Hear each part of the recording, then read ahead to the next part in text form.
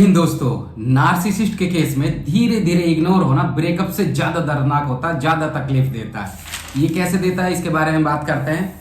जब तुम धीरे धीरे इग्नोर होते हो, जैसे कि तुमने मैसेज किया, आज मैसेज किया, उसका रिप्लाई कब मिल रहा है तुम्हें? 1 घंटे बाद या 2 घंटे बाद, क्योंकि वो कहीं ना कहीं अपने दूसरे पार्टनर के साथ बात कर रही है, व्हाट्सएप पे बिजी है या वीडियो कॉल पे या अपनी पसंदीदा वीडियो देख रही है। वो जानबूझ के तुम्हें इग्नोर कर रही है या कर रहा है, जो भी नार्सिसिस्ट है।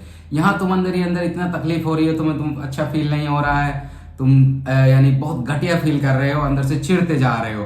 तो बेहतर है यार, 1 टाइम ब्रेकअप होना ये ज्यादा बेहतर है धीरे धीरे इग्नोर होने से। मैं पूरी स्क्रिप्ट लिख के रखा हुआ हूँ, आराम से तुम मेरी स्क्रिप्ट को सुनना, कोशिश करना और पहचानने की कोशिश करना कि नार्सिसिस्ट के क्या क्या सिग्नल होते हैं, जिससे आप इन चीजों को पहचान सके और भविष्य में एक नार्सिसिस्ट के साथ रिलेशनशिप में आने से खुद को सेव कर सकें।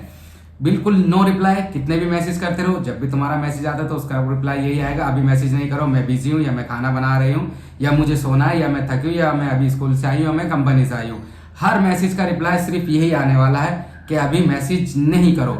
लेट रिप्लाई तो इतना आने वाला है क्योंकि आज का मैसेज कल भी आ सकता है, परसों भी आ सकता है, या 1 से 2 घंटे तो नॉर्मल सी बात है, तुम्हें इग्नोर किया जाएगा। ऑनलाइन होने के बाद भी तुम कॉल करोगे, कॉल के बाद दूसरी कॉल पे कॉल वेटिंग नजर आएगी, तुम फोन काट देते हो, थोड़ी देर में वेट करते हो, कॉल बैक आएगी, शायद बिजी है, अपने फैमिली से बात कर रही हो, अपने दोस्तों से या किसी कजन से, पर रिप्लाई नहीं आएगा, कॉल बैक नहीं आएगी। ये नार्सिसिस्ट के इग्नोर करने के तरीके हैं, क्योंकि उन्हें तुम्हारी फीलिंग के साथ खेलना है, उन्हें पता है कि तुम्हें कैसे हर्ट करना है, किस तरीके से चोट पहुंचाना है।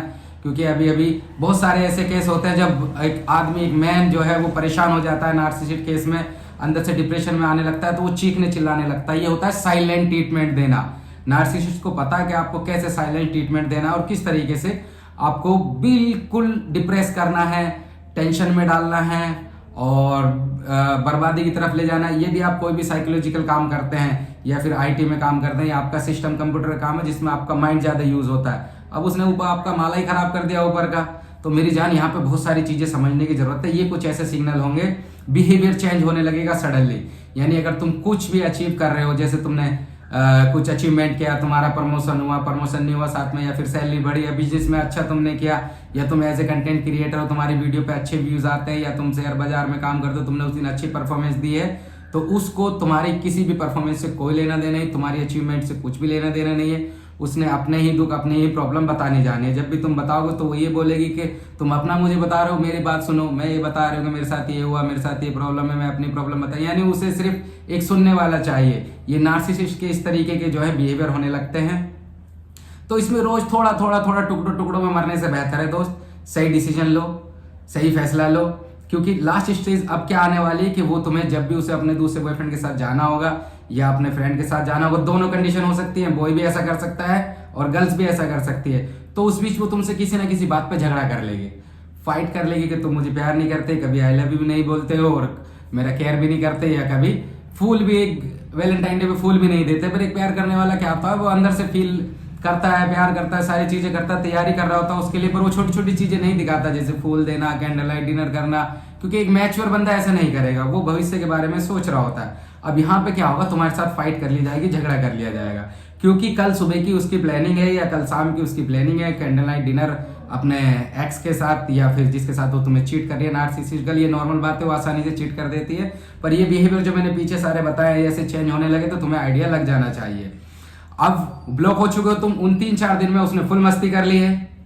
ओके, अगर वो लड़का है तो गर्लफ्रेंड के साथ जाहिर सी बात है ओयो में आराम से एंजॉय कर रहा है, अगर लड़की है तो जाहिर सी बात है कि अपने आराम से एंजॉय हो रहे हैं। ये सोचो, जो लड़की नार्सिसिस्ट है और तुमसे प्यार करती है, तुम्हारे साथ रिलेशन में, उसके बाद भी तुम्हें चीटिंग करके वो किसी के साथ होटल में है या रूम में है या अपना समय दे रही है वहां पे, तो समझो तुम्हारी पूरी फीलिंग की कोई कदर नहीं है, जबकि उसे सब पता होता है। अपने कपड़े उतारते वक्त भी सब पता होता है, बंदे को हक करते वक्त भी पता होता है, बात करते वक्त भी पता होता है, तुम्हारा ख्याल तलक नहीं आता।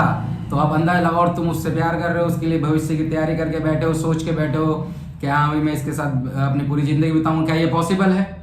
बिल्कुल भी नहीं है। वो धीरे धीरे एक ना एक दिन तुम्हें पता चलना है ये, तब तुम कितने बुरे टूटोगे। तो बिहेवियर से पता लगा लो ना, वो झूठ बोलना शुरू कर देगी, झूठ बोल के जाना शुरू कर देगी कि मैं अपने फ्रेंड के साथ जा रहा हूँ। अभी 4 से 5 दिन तुम ऑलरेडी ब्लॉक हो, उसके बाद वो तुम्हें फिर अनब्लॉक करती है, अनब्लॉक करके 1-2 दिन में तुम्हें एक छोटा सा 10% का डोज देती है कि तुम ठीक हो, तुमने तो मैसेज भी नहीं किया, कॉल भी नहीं किया, तुमने दूसरे फ़ोन से भी ट्राई नहीं किया, सोशल मीडिया पे भी मुझे चेक नहीं किया, यानी पूरा ब्लेम तुम पे, खुद विक्टिम बन जाएगी। अब तुम फिर से दोषी, तुम्हें खुद में कमी नजर आने लगेगी, तुम्हें लगेगा हाँ यार मुझे करना चाहिए था, मैंने नहीं किया। तुम फंसा लिए गए हो, फिर से मैनिपुलेशन तुम्हारा दिमाग का हो चुका है। अब फिर यही होगा, जब अगली बार उसे किसी और के साथ जाना होगा, डेट करनी होगी या तुम्हें धोखा देना होगा, फिर झगड़े होने शुरू हो जाएंगे, फाइट होनी शुरू हो जाएगी, तुम माइंडली डिस्टर्ब होने लगोगे, अपने आप को नुकसान पहुंचाने की सोचने लगोगे, चीखने चिल्लाने लगोगे, अंदर से तुम्हारे एक खलबली मच जाएगी दिमाग में। और अगर तुम कंट्रोल करना नहीं जानते तो ये कंडीशन बहुत बुरी हद तक जा सकती है, उस हद तक जा सकती है जहां तक तुम खुद को एक बड़ा नुकसान पहुंचा सकते हो। तो इससे बचने का तरीका है ठंडे दिमाग से सोचो, उसके सारे वीक पॉइंट सोचने जो जो उसने किया। बिहेवियर से तो पता लग जाना चाहिए तुम्हें। अगर तुम उसके बाद भी स्मार्ट नहीं बनने की कोशिश कर रहे हो तो नार्सिसिस्ट के बारे में पढ़ने की कोशिश करो, किताबों में जानो। अगर सेम बिहेवियर जो मैं बता रहा हूँ वही बिहेवियर मैच करता है, किताबों में भी मैच करता है, तुम्हारी लाइफ से ही मैच करता है, तो तुम ऑलरेडी सतर्क हो जाओगे।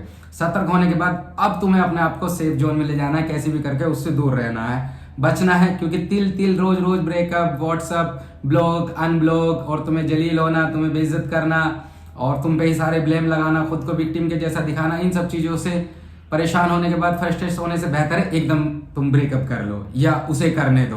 क्योंकि सच्चाई तुम्हें आज नहीं तो कल पता चली जाएगी कि वो किसी के साथ रिलेशनशिप में है, तुम्हारे साथ चीट कर रही है। तो जब तुम्हें पता चलेगा तो बहुत ज्यादा तकलीफ होती है उस टाइम पे। अब जब तुम ब्रेकअप कर लेते हो तो सारी चीजें खत्म हो जाती हैं, तुम्हें कुछ दिन प्रॉब्लम होती है, हफ्ते 2 हफ्ते, वीक टू वीक, उसके बाद नॉर्मल जिंदगी जी सकते हो, मूव ऑन कर सकते हो मेरी जान। और मूव ऑन करना कोई बड़ी बात नहीं है मेरे दोस्त, मेरे साथी, कुछ भी नहीं है। अपने आप को जाके शीशे में देखो, मिरर में देख, यार स्मार्ट है मेरे दोस्त, तू मेरे भाई बिल्कुल इंटेलिजेंट है, किसी चीज की तुझ में कमी नहीं। वो नार्सिसिस्ट तेरे लायक ही नहीं थी, क्योंकि उसने वो खोया है, तू उसे प्यार करता था, तू उसके साथ रहना चाहता था, उसके साथ जिंदगी बिताना चाहता था। उसका लक अच्छा था यार, ये उसकी किस्मत थी, बहुत बेस्ट किस्मत थी कि उसे वो बंदा मिला है जो उसे प्यार करता है। ओके, और हमेशा ये होना चाहिए, जो तुम्हें प्यार करता है उसे एक्सेप्ट करो, कभी खोना नहीं।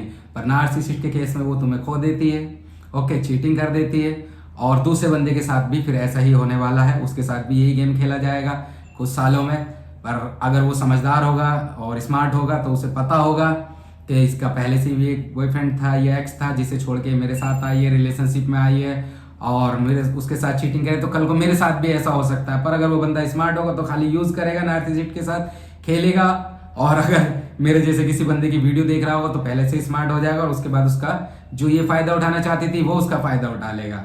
तो इस तरीके की वीडियो जानकारी के लिए मुझे सब्सक्राइब कर लें, और अगर आपको लगता है कि नार्सिसिस्ट के बारे में आपको रिसर्च करनी चाहिए तो प्लीज आप खुद भी कर सकते हैं, गूगल कर सकते हैं, चैट जीपीटी कर सकते हैं, यूट्यूब पे नार्सिसिस्ट की वीडियो दे सकते हैं, या फिर कोई भी बुक्स पढ़ सकते हैं। आज की वीडियो के लिए धन्यवाद।